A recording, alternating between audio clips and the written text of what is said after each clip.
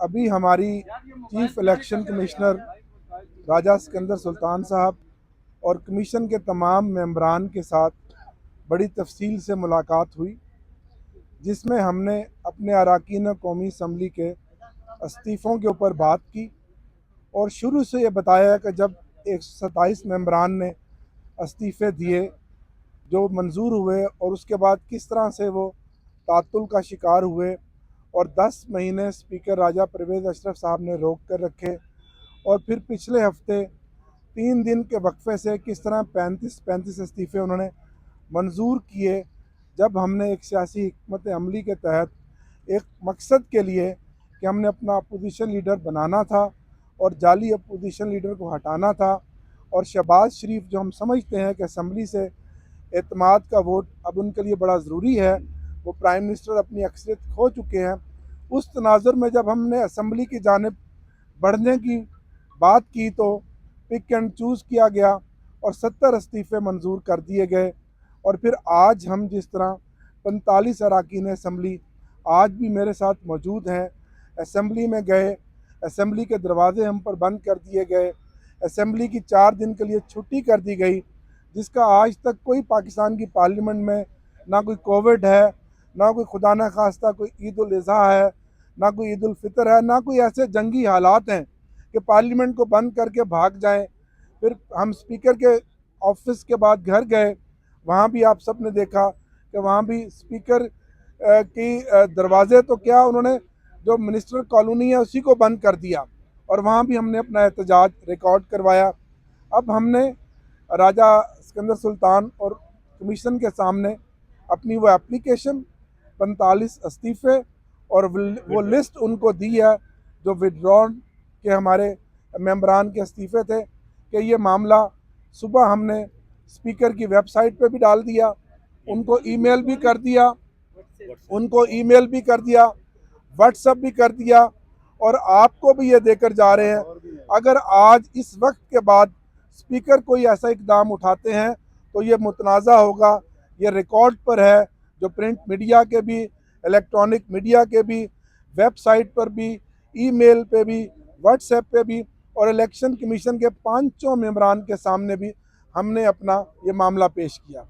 इसके अलावा मुल्क की मजमूई सियासी मौजूदा सूरत हाल पर भी बात हुई, जो 70 अरकान कौमी असम्बली के इलेक्शन जो उन्होंने इस्तीफ़े मंजूर किए उन पर भी बात की गई और हमने गुजारिश की इलेक्शन कमीशन से कि जो 2 सूबाई असम्बलियाँ तहलील हुई हैं उन पर भी फिल फॉर इलेक्शन करवाया जाए, जो आइन और कानून की एक रिक्वायरमेंट है।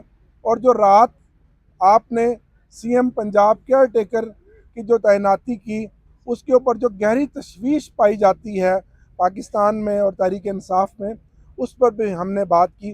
तमाम पहलुओं पर हमने खुलकर उनसे बात की। बहुत शुक्रिया। देखिए, उन्होंने कहा कि जो हमारा एक आइनी किरदार है वो हम अपना अदा करेंगे और हमने उनको कहा कि हम इसलिए आपके पास आए हैं कि आप ये देखें कि ये 45 अरकान असम्बली जो अब 46 हो गए हैं, इनके इस्तीफ़े अगर उधर से आते हैं तो ये मुतनाज़ा है और आपके पास ही आने और इस पर आपने अपना किरदार अदा करना है। आमिर डोगर साहब, आज आप 2 राजाओं से मिलने की कोशिश कर रहे थे, एक राजा से आपकी मुलाकात हो गई, दूसरे राजा से आपकी मुलाकात नहीं हुई। दोनों ये दावा करते हैं कि वो आइन के मुताबिक काम कर रहे हैं। इस राजा से मिलने के बाद आप समझते हैं इनके ट्रैक रिकॉर्ड को सामने रखते हुए कि ये आइन के मुताबिक काम करेंगे? देखिए, हमारी तो एक कोशिश है, एक काविश है, क्योंकि एक आइनी इदारा है, ये लोग आज हैं कल यहाँ नहीं होंगे। इस इदारे की क्रेडिबिलिटी बहाल होना बड़ा ज़रूरी है। जब एक मुल्क संगीन माशी सूरत हाल का सामना कर रहा है और मुल्क की मईशत डूब रही है, ऐसे में जिन हालात में इलेक्शन होने जा रहे हैं, तो इस इदारे की जिसके सामने हम खड़े हैं, ये बड़ी अहम जिम्मेदारी है तो अपनी क्रेडिबिलिटी को बहाल करें और इस मुल्क को एक साफ शफाफ इलेक्शन देकर इस मुल्क को आगे बढ़ाएं, ताकि ये मुल्क आगे बढ़ेगा, तरक्की करेगा तो इस मुल्क की आवाम को कोई फ़ायदा होगा। के मामले पर अगर मुस्बत जवाब नहीं मिलता तो अदालत जाने का प्रोग्राम है? देखें, उसके बाद आज हमारी फिर लीडरशिप की मीटिंग है, वहाँ फैसला होगा जिसमें अपोजिशन लीडर का नाम भी आ जाएगा और पार्लिमानी लीडर का नाम भी आ जाएगा और जो भी मुस्तकबिल का हमारा सियासी लाहे-अमल बनेगा उसको हम आपको इन्फॉर्म कर देंगे। डॉक्टर साहब, अगर आपके इस्तीफे मंजूर हो जाते हैं, नहीं होते, तो आप वापस रुकन असम्बली बन जाते हैं, तो 8-9 महीनों के जो बकाया जात हैं आपके बाजपास, वो आप चंदा कर देंगे। ये बड़ा अहम सवाल है। 1.25 करोड़ रुपए ये बड़ा अहम सवाल है। ये बड़ा अहम सवाल है कि आपको मालूम होना चाहिए, मुख्तलिफ जगहों पर हुकूमत की तरफ से ये कहा गया कि पीटीआई के अरकान असम्बली से तो बाहर हैं, लेकिन वो अपनी तनख्वाहें ले रहे हैं। आप तमाम चैनल्स की स्क्रीन खड़ी हुई है। 10 अप्रैल से आज दिन तक हम 127 अरकान कौमी असम्बली को नेशनल असम्बली से 1 रुपया ना वसूल हुआ, ना हमने 1 रुपया उनसे लिया, ना हमने कोई डिमांड की आज दिन तक। अगर लॉजेस में कुछ अरकान असम्बली रह रहे हैं तो वो उसका किराया पे कर रहे हैं, यूटिलिटी बिल्स पे कर रहे हैं। और हजूर, हमारा जाने का मकसद एक मखसूस है, वो ये है कि हमने अपना अपोजिशन लीडर बनाना है। असम्बली में बैठना नहीं, असम्बली में तनख्वाहें नहीं लेनी, असम्बली की मराहत नहीं लेनी। इस जाली असम्बली ने, जिसने इन 9 महीनों में अवाम को महंगाई, भूख, गुर्बत के अलावा कुछ नहीं दिया, ये अपनी अहमियत और अफादियत खो बैठी है। और आज इसी असम्बली के 45 मेंबरान पर इस असम्बली के दरवाजे बंद कर दिए गए। एक तरफ आप कहते हैं कि जनाब आप आए, हम आपको वेलकम करेंगे। ये सुप्रीम कोर्ट जिसके सामने खड़े होकर हम बात कर रहे हैं, पिछले हफ्ते इनके रिमार्क्स की भी इन्होंने नफी की है, जो सुप्रीम कोर्ट ने कहा कि आप जाएं और असम्बली में अपना किरदार अदा करें। बहुत शुक्रिया।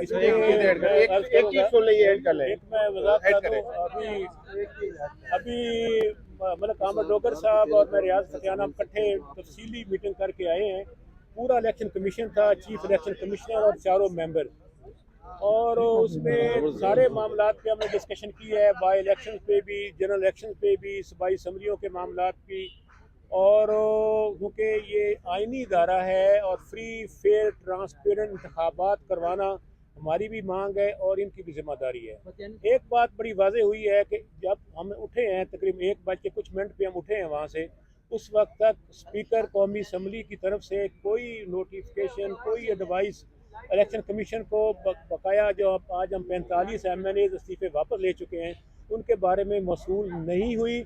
और नंबर 2, हम ऑन रिकॉर्ड आज सुबह 8:30 बजे ऑफिशियल ईमेल जिनके है नेशनल असम्बली, उस पर हम अपनी इस्तीफे विड्रॉल की एप्लीकेशन दे चुके हैं, जो हैंड रिटन है, हमारे सिग्नेचर के साथ है। और हम व्हाट्सएप भी कर चुके हैं स्पीकर साहब और सेक्रेटरी नेशनल असम्बली को, और official email account election commission of Pakistan और सुप्रीम कोर्ट ऑफ पाकिस्तान को भी हम बर वक्त मुहैया कर चुके हैं। इसलिए इस वक्त हम हमारे इस्तीफे रिजेक्ट विड्रॉ कर चुके हैं। और हम इस वक्त, और मैं रियाज फतियाना साहब की बात को आगे बढ़ाऊंगा कि हमने चीफ इलेक्शन कमिश्नर साहब को जो एप्लीकेशन दी वो उनके अपने हाथ से हमने रिसीव करवाई। उन्होंने खुद अपने हाथ से रिसीव की, उस पर टाइम भी डाला और डेट भी डाली, ताकि तब और हम तवक्को रखते हैं कि इलेक्शन कमीशन से एक तरफ आप जेल का असम्बली कह रहे हैं, दूसरी तरफ आप अपना अपोजिशन लीडर लगाना चाह रहे हैं, तो क्या अपोजिशन लीडर भी जेल होगा? नहीं, हम अपना हकीकी अपोजिशन लीडर लगाना चाहते हैं जो इलेक्शन के प्रोसेस को आगे बढ़ाएगा।